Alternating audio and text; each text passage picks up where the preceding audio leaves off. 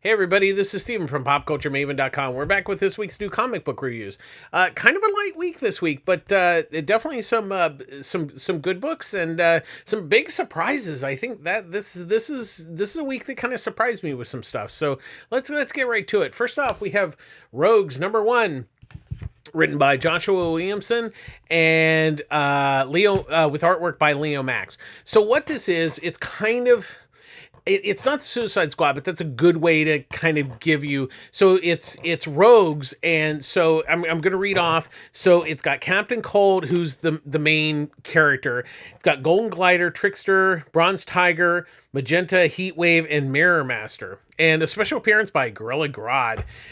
So it starts off, basically like it's a present day comic book time.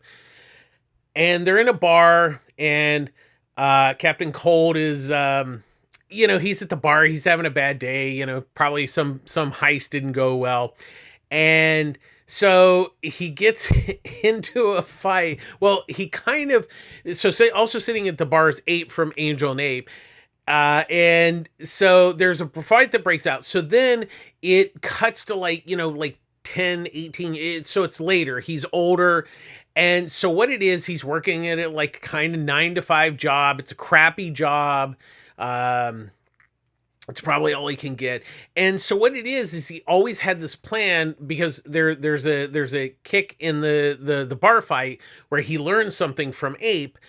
And so he has formulated this plan. So now he's kind of getting the band back together, but they're all like these older, kind of senior citizens villains. It's the best way to put it. And so to pull off this heist, they need Mirror Master. And so the first issue, they go to get him. He's basically in this kind of, I guess you could say, psych prison ward, and they have to bust him out. And there's a big twist at the ending that really sets the tone for the book.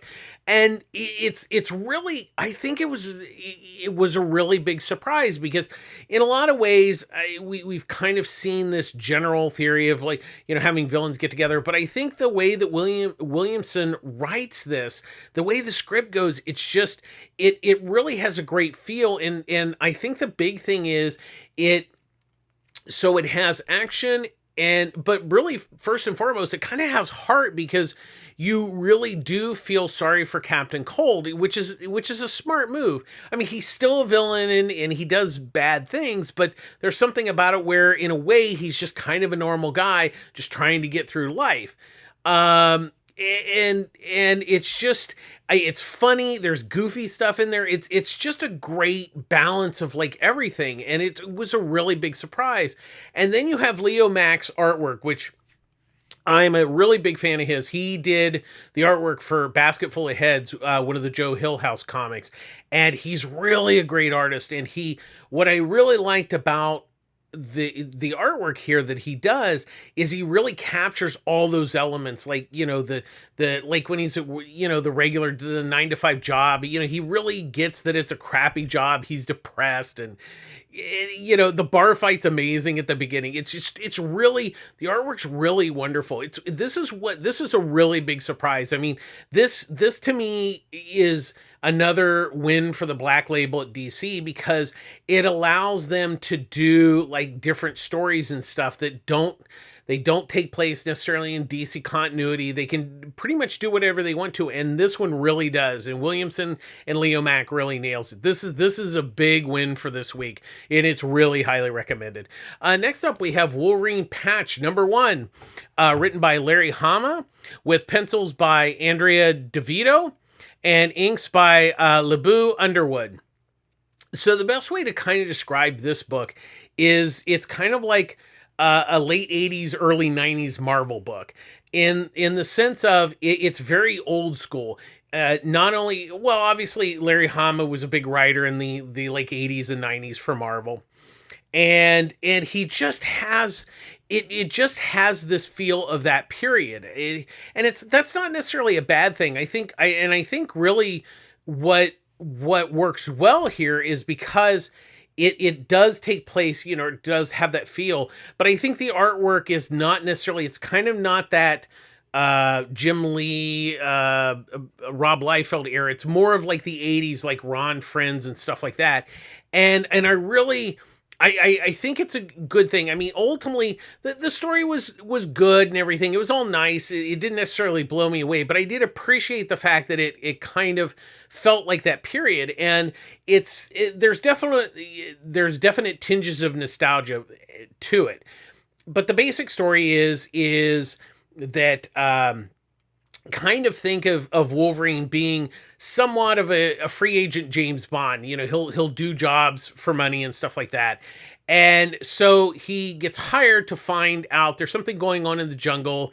And when he goes to try to find out what's going on, he Nick Fury and Shield show up, and they're staking out something. So it's kind of like I said, it's very much an 80s 90s Marvel book, which is it's fine for what it is. I mean, if I enjoyed it for what it was, it didn't necessarily blow me away or anything. It has good solid story. In the artwork by DeVita and Underwood, it's nice, it's solid, it gets the job done. It's kind of a fun little book, and I think in that respect, it does. If that's what it's intended, it does it pretty well. Next up, we have Ghost Cage #1, written by Nick Dragata and Caleb Golliner, with artwork by Nick Dragata. So what this is there's, I guess you could kind of say, a mad scientist. He creates this kind of new. It's like an energy sucker, where it can. So what it is set in the future, and all the power is generated from this giant tower. And there's levels of, there's like coal, there's water. I would assume there's gas and stuff. I mean, we only see coal and water in this first issue. So basically, what it is he shoots the entity into the giant tower. It kind of looks like a giant cooling tower at a like a nuclear plant or something like that.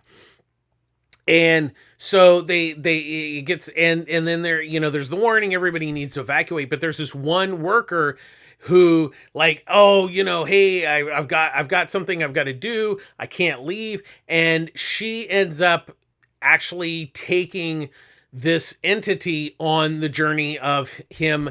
So the first encounter is with coal, and he basically sucks up its energy. Then it goes to water and sucks up the energy. But I think what's interesting about this particular story, there's two really interesting things. First, I think it's really intriguing. Like, it sets up the situation, but we don't quite know really the reason behind it, why the mad scientist created this thing, and why, which is fine, because we're learning little things along the way. I think the other thing is with the girl that's kind of like his sidekick, I guess you could basically say. That's actually a really interesting story, and she's a very interesting character. I really liked her a lot. But really, the one thing is the visuals. The visuals are really amazing, and I also like the fact that Dragata decided to do this in black and white, and I think it's very striking, because black and white books are kind of a hard sell, because I think people don't realize how amazing black and white, if done correctly, and it's done very, very well here. And it's something, hopefully that won't put people off, that it's not in color, because I think the black and white really helps this book a lot. I really like the story. I'm very intrigued by what this premise is, and Dragata and Goliner have a really interesting story here, and it doesn't feel like I've read it like a million times, which is always good. It kind of has a freshness to it, which is always a plus. And once again, I go back to Dragata's artwork. It's really a good looking book. I really, really like it a lot, and it definitely has a manga type influence, but it doesn't have that overt manga visual feel that I like manga, but I don't like it when it's kind of Americanized manga, if you could, that's my feeling. But it really is a good looking book. It's really intriguing read, and I think it's well worth checking out this week. Next up, we have Trial of the Amazons Wonder Girl #1, written and drawn by Joelle Jones. Now, The really sad thing is I was a really big fan of Wonder Girl, and I'm really disappointed that it got canceled. So that was 7 issues. So and then it was canceled. So they had solicited issue 8 and 9. So the question kind of comes down to, is this issue 8 and possibly the next issue is issue 9? Now, I would assume that this Trial of the Amazon, usually with these crossovers, they're planned pretty far in advance. So it appears that this is actually issue, I would assume, like I said, I think this is issue 8, and it really leads in. And but the thing is, I loved the story that Jones was telling here. I love her artwork.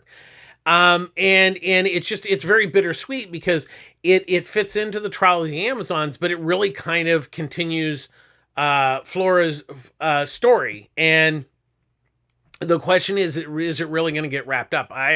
We won't know until we get the second issue of the Trial of the Amazons, Wonder Girl #2, and maybe maybe we'll find out something after the Trial of the Amazons crossover. But that being said, I did really enjoy this. It was kind of like that, having Wonder Girl back again, which is really great. I really love how the character Flora and what she's created, and it's like I said, it's just a shame. Now we'll also touch upon the Trial of the Amazon. So this is, I think, what I'm discovering about this is a very slow burn crossover, even though there's I think only maybe 5 or 6 parts. It's not very long. So in that respect, it's not a huge commitment, because I think there's the next issue Wonder Woman, then there's the Wonder Girl #2, and I think it finishes up with the Trial of the Amazons #2. But it's a really, you have this contest of the Amazons with the murder mystery of Hippolyta.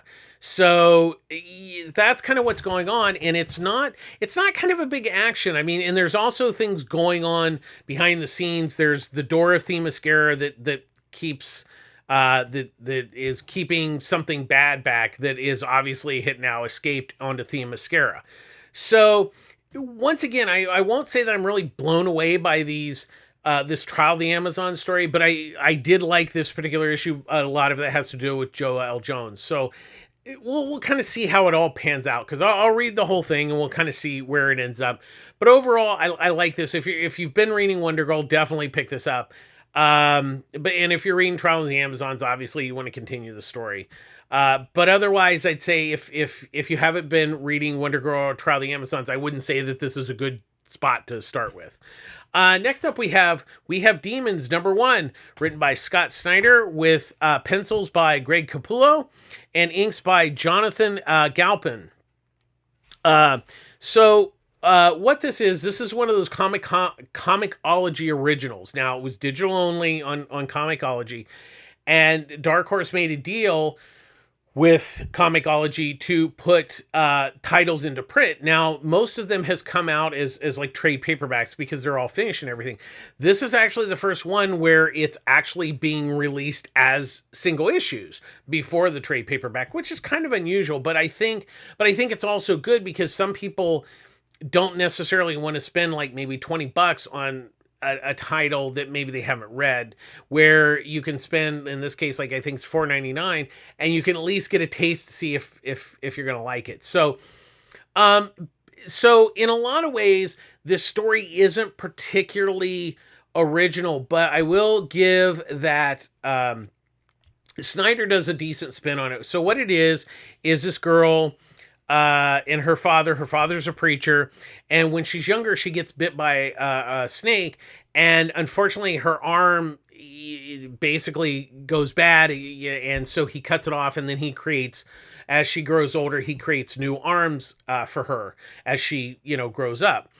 So what we find out is that her dad was a secret demon hunter, and that demons have been on Earth all the time, and there's this secret group of demon hunters, and her father obviously gets killed by one, so now she ends up taking over the mantle. She finds out her dad's secret, and that's the basic structure of the story. And like I said, it wasn't it was a good first issue, but it didn't necessarily blow me away. And I think the thing is that the premise is pretty basic here. The story was good. It just, like I said, it didn't blow me away. But I think there's enough here to give it, kind of see where the second issue goes, and to see if there's kind of a little more meat on the bone going forward. Of course, the big win is Capullo's artwork, which is just it's really a good looking book. I mean, they had done they had long runs on Batman and everything, so obviously they work really well together. I mean, they're like a yin and yang team. So they Snyder knows what Greg can pull off, and Greg can pull it off perfectly. Like I said, I wasn't blown away, but I did like this. I think it's worth checking out if you're a fan of them, and I think it shows promise. We'll kind of see if they're able to kind of get past and bring something kind of new to the table from this basic premise. Next up, we have Count Crowley, Amateur Midnight Monster Hunter #1. Written by David Dashmalin, with artwork by Lucas Kettner. Now, this is the second Count Crowley miniseries. Now, I think it does help if you have read the first one. I think you can kind of come into it cold, but I think the basic premise here is that she wanted to be a newscaster, and she ends up being she's like Elvira. She has this like horror show. She kind of got roped into that, but she found out that there are actually real monsters and stuff. So the first one was a werewolf story, so she had to like fend off werewolves, but there's also this kind of it's an ode to local horror host. And it's also a nod to the great Universal classic monster. So it's kind of that mix.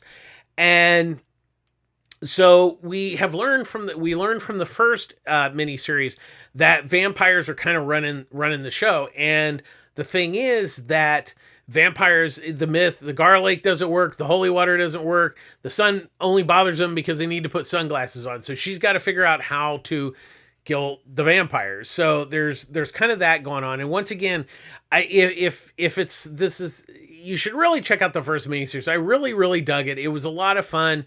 It was a nice homage to, like I said, those monster hosts, like I said, like Elvira or Vampira.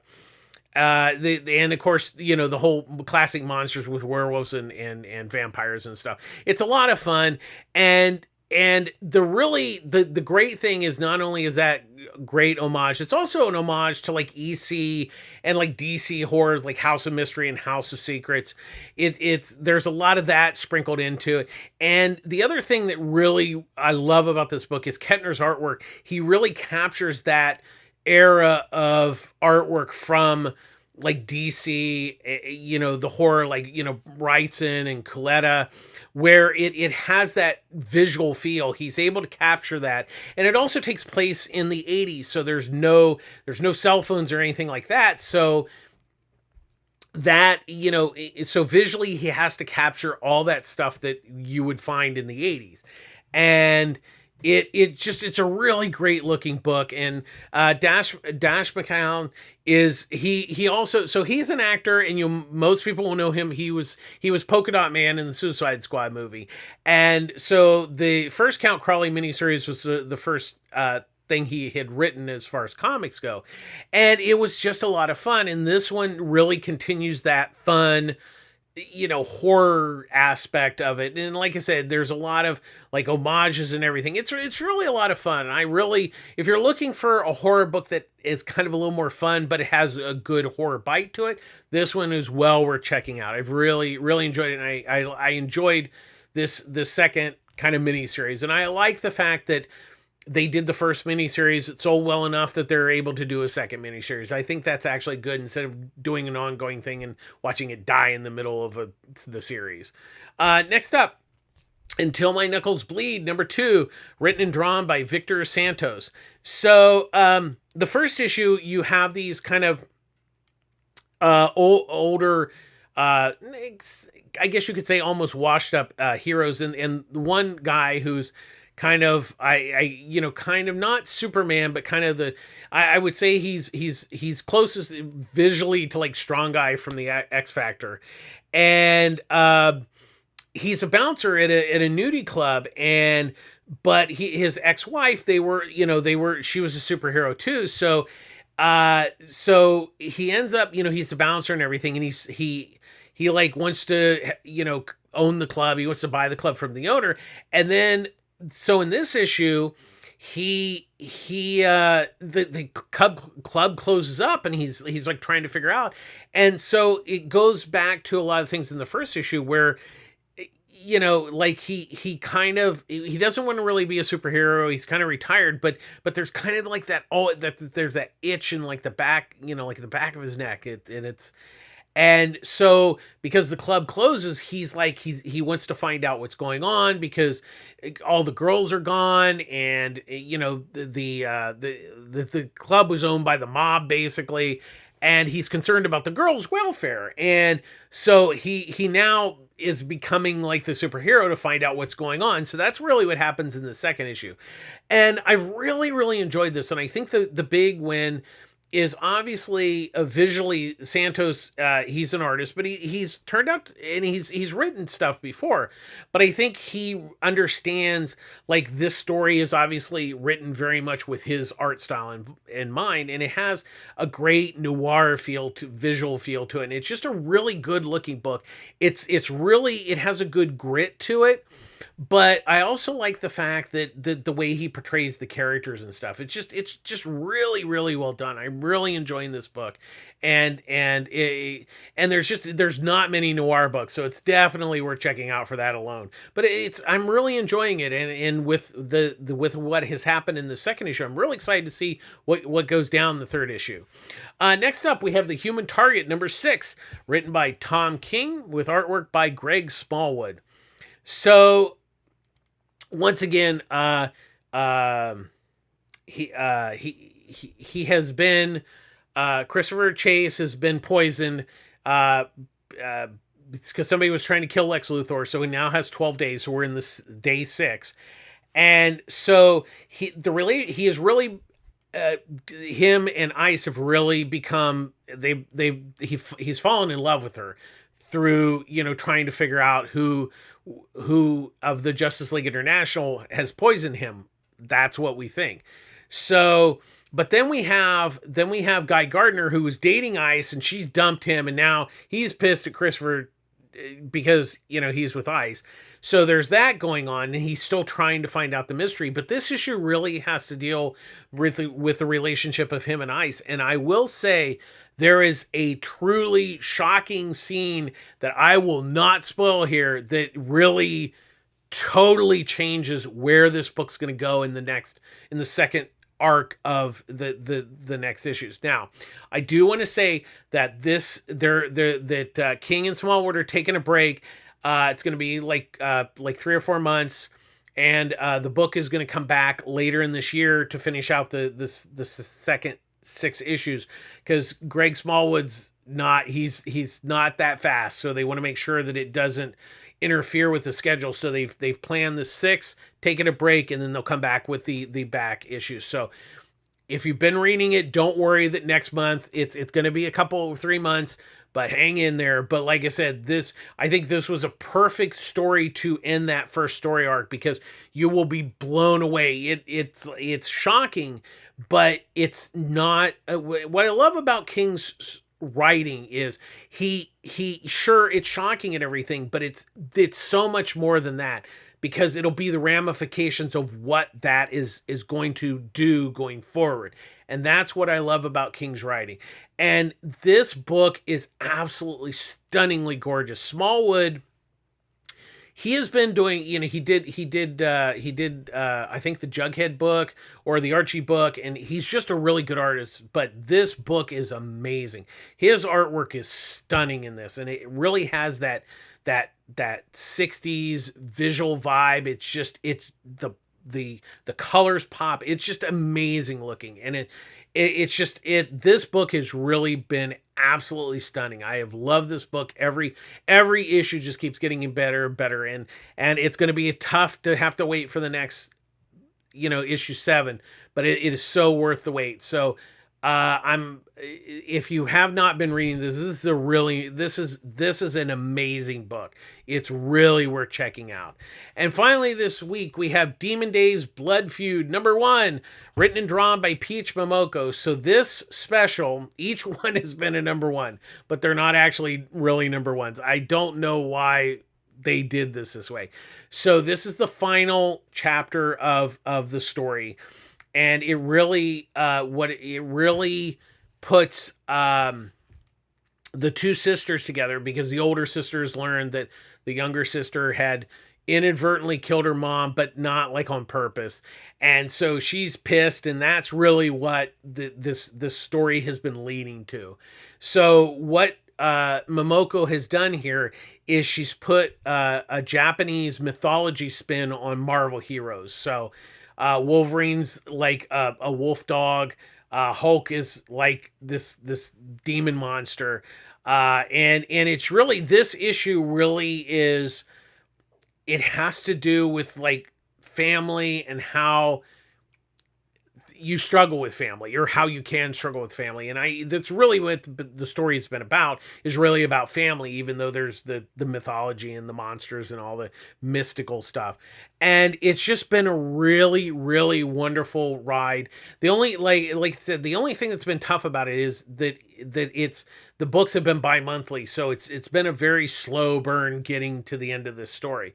It has, I do feel that it's really been worth it. I've really enjoyed it. But for most readers, just hopefully there'll be a trade of this. I would assume it should come pretty soon. And really just read it that way, because it's really wonderful. And again, her artwork is absolutely stunning. She's been tearing up the comic scene with her covers.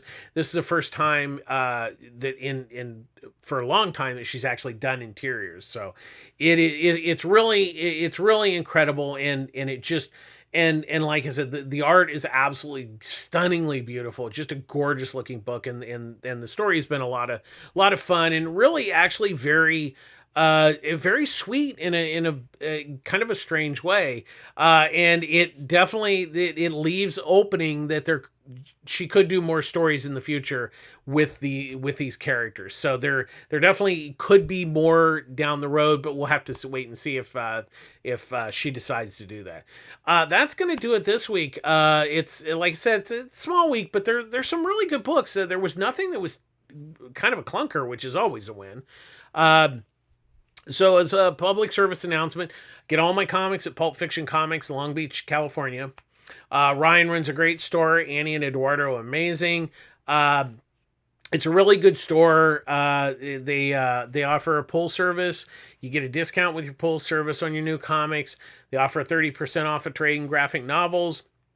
They have a good selection of manga at 20% off. It's a really nice, it's a good comic store. The comics are first and foremost in the store, and that's really important. He does carry some toys too, so there's some fun stuff there. So definitely support your local comic shop. Now, if you live in the LA area, there is Pulp Fiction Culver City. Same name, different owners. Chris owns that store, and originally it was owned by one owner, and then they split off. But it's another store. Once again, they do a great pull service, offer the same discounts. And they're in Culver City, so if you live in the LA area, definitely check them out. But really, the most important part is definitely supporting your local comic shop. If you don't have a local comic shop, I don't think you should buy from Amazon. At least buy from a dealer that actually deals in comics. And as always, we end our show with being kind. Please be kind out there. I mean, there's a lot of stuff going on in the world, but being kind is easy, and it can really make somebody's day. It can help you. Like I said, these times are really tough. That's one of the reasons why I like reading comics, is because it's kind of an escapism from reality. But but definitely being kind to everyone, and being kind to yourself is also a good thing. So everybody, please take care out there. Support your local comic shop, and we'll do it again next week. This is Steven from Pop Culture Maven signing out. Please like and subscribe to our YouTube channel. It's greatly appreciated. And we'll see you again next week with more comic book reviews. All right, take care and be kind. Bye-bye.